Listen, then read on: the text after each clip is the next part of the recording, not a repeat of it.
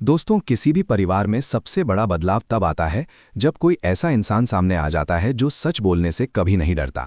यही पल उस समय आता है जब अचानक घर में एक ऐसा नाम लिया जाता है जिससे हर किसी के चेहरे का रंग उड़ जाता है।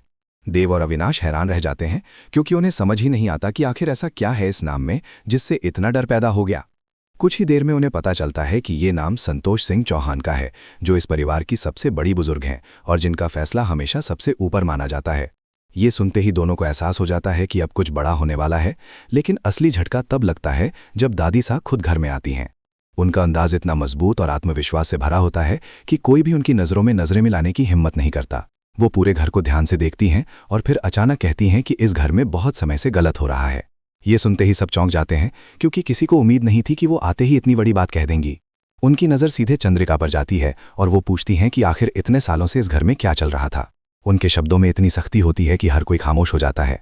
तभी वो कहती हैं कि अब समय आ गया है कि सच सामने आए और हर इंसान को उसका हक मिले। ये सुनते ही सबकी नज़रें वसु की तरफ चली जाती हैं।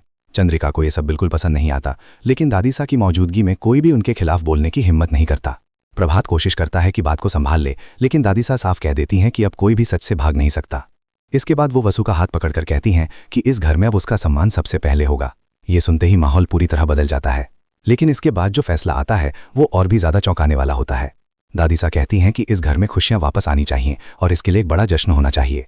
ये सुनते ही सब हैरान रह जाते हैं क्योंकि इसका मतलब है कि अब घर में फिर से एक बड़ा समारोह होने वाला है। धीरे धीरे घर का माहौल बदलने लगता है। जहां पहले डर और तनाव था, वहां अब उम्मीद और नई शुरुआत की झलक दिखाई देने लगती है। लेकिन हर किसी के मन में एक सवाल जरूर है कि क्या ये सब सच में रिश्तों को जोड़ पाएगा या फिर कोई ऐसा सच सामने आएगा जो सब कुछ फिर से बदल देगा।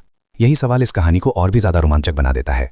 अब देखना ये होगा कि आगे क्या होता है और किसका फैसला आखिर में सबसे भारी पड़ता है।